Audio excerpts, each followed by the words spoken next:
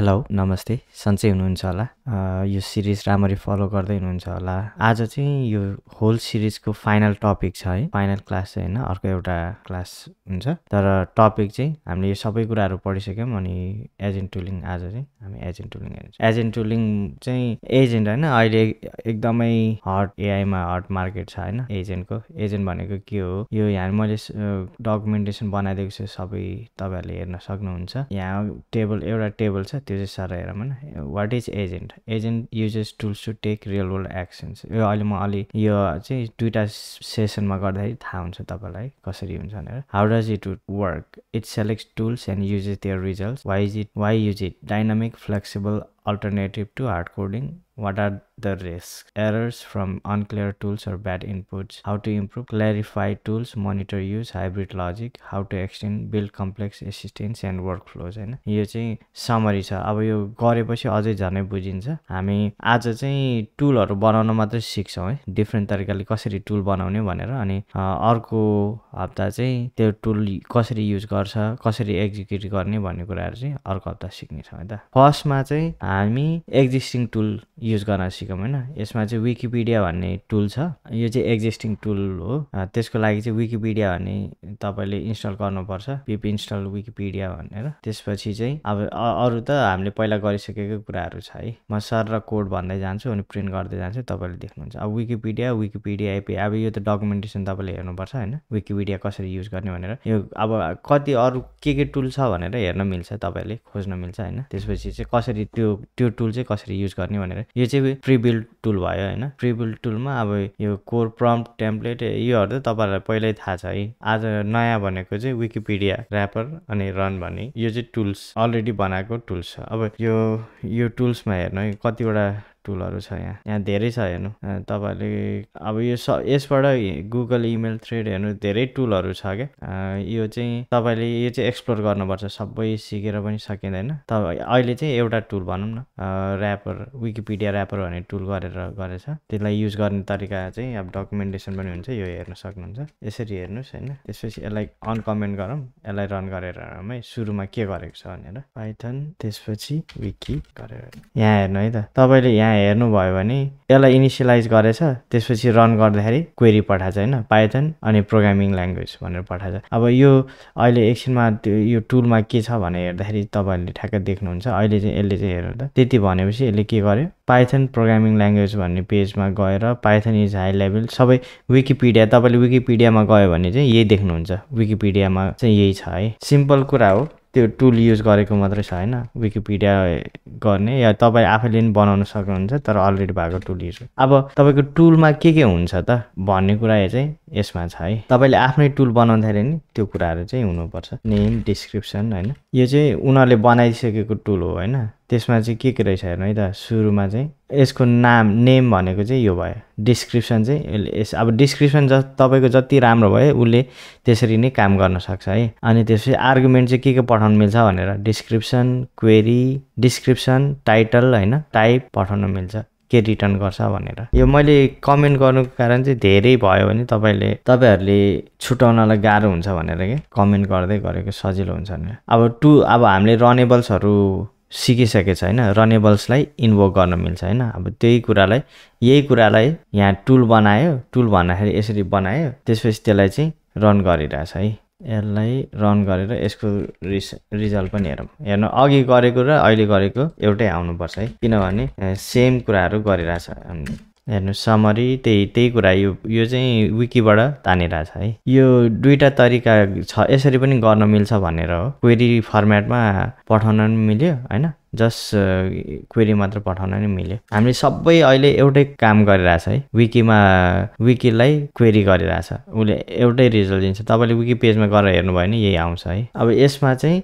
यसलाई टेम्प्लेट बनाएर पठाएको छ यो turn the following user input into a Wikipedia search query don't answer the question just return the query भनेर भनेको छ होइन जे युजरले इनपुट गर्छ त्यसलाई चाहिँ विकिपिडियामा मिल्ने क्वेरी बनाएर पठाउनु भनेर भनेको छ क्या यसलाई पनि प्रिन्ट गरेर यसले के गर्छ भनेर यो चाहिँ फर्मेट भयो होइन जुन हामीले राखेको छ त्यही कुरा गरेको छ है त्यसपछि च्याट बनाएको छ होइन यो चाहिँ मोडल युज गरेर यो हामीलाई फ्यामिलियर छ है त्यसपछि चेन गरेछ हेर्नु है सुरुमा चेन गर्दाखेरि यो गरेर हेरौँ है अनि त्यसपछि रिजल्ट यसलाई नराखौँ अहिले हामीले टुल पठाएको छैन हैन त्यसपछि यसलाई हेरौँ यो रेस्पोन्स हेरौँ है यसमा चाहिँ ध्यान दिनुपर्ने कुरा चाहिँ के छ भने जस्तो हामीले टेम्प्लेटमा के पठाछ हैन इनपुट के पठाछ who is the creator of Python भनेर हामीले पठाछ हैन उसले चाहिँ हाम्रो टेम्प्लेटमा के भनेछ जे युजरले इनपुट गर्छ त्यसलाई चाहिँ विकिपिडिया सर्च क्वेरी बनाएर पठाऊ भने त्यसले चाहिँ मोडिफाई गरेर पाइथन प्रोग्रामिङ ल्याङ्ग्वेज क्रिएटर यस्तो भनेर विकिपिडियालाई चाहिँ यस्तो जान्छ क्या हामीले यो चाहिँ फर्मेट भयो हैन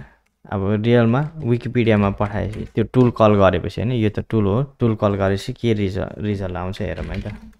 यो चाहिँ स्ट्रिम नगरेको भएर अलि स्लो छ है तपाईहरुले स्ट्रिम पनि गर्न सक्नुहुन्छ हेर्नु त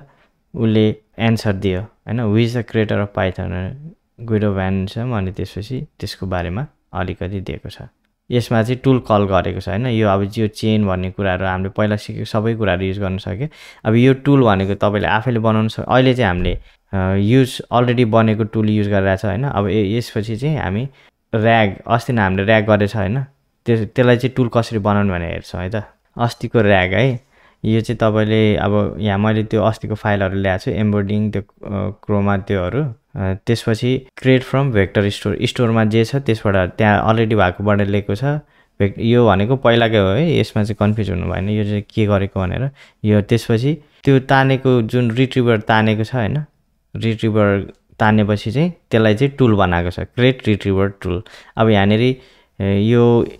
रिट्रिभर टुल भन्ने कुरा चाहिँ ल्याङचेनको टुल्सबाट इम्पोर्ट गरेको छ हैन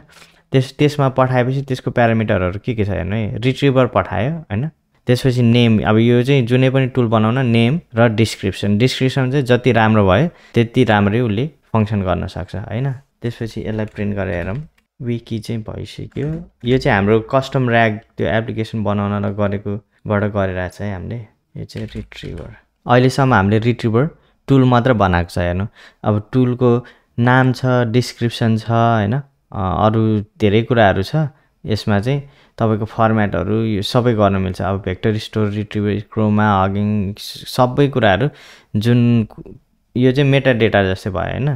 तपाईलाई चाहिएको यसलाई अब म कमेन्ट गरौँ हामीले टुल बनाइसक्यौं है यहाँ टुल भन्ने यो चाहिँ टुल भयो अब टुल भनेको चाहिँ रनेबल क्लास हो रनेबललाई चाहिँ इन्भोक गर्न मिल्छ हैन त्यो अस्ति नै हामीले तपाईले अब याद छ कि छैन हैन यो डकुमेन्ट थियो हैन हामीले अस्ति हेरेको थिंकिङ वर्क एन्ड स्टडी भन्ने डकुमेन्ट त्यसलाई चाहिँ हामीले चङ्क गरेर राखेको थियो नि त हैन त्यसलाई चाहिँ अब टुल बनाएर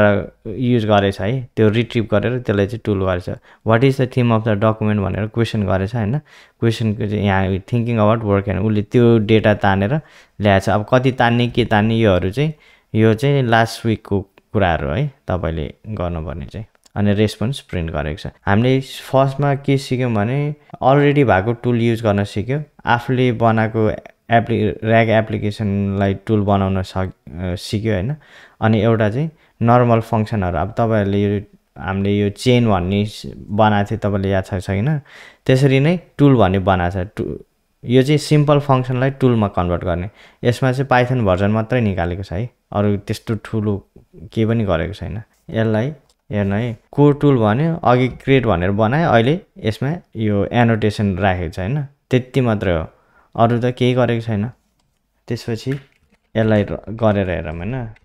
फंक्सनलाई चाहिँ टुल बनाएको छ हैन हाम्रो यो चाहिँ आफ्नो कस्टम टुल बनाउन मिल्यो कि आफ्नो जे चाहिने कुराहरु देखि भयो अब जुनै पनि टुलको चाहिँ के हुन्छ नाम हुन्छ डिस्क्रिप्सन हुन्छ त्यसपछि आर्गुमेन्ट योहरु चाहिँ आफूले पठाउने कुराहरु यसको लागि त केही पनि आर्गुमेन्ट छैन त्यही भएर खासै भएन त्यसपछि यो टुललाई कल गर्ने तपाईले कल गरे उले एन्सर भन्दै हैन पाइथनको भर्जन भन्दै हामीले डिफरेन्ट तरिकाले टुल बनाउन सिके आज चाहिँ हैन अब अर्को हप्ता चाहिँ हामी यसलाई कसरी युज गर्छ एजेन्ट बनाउन सिक्छ एजेन्टले चाहिँ यसलाई कसरी युज गर्छ भनेर हामीले अर्को हप्ता सिक्ने छौं है त आजलाई यति गरौँ राम्ररी प्र्याक्टिस गर्नुस्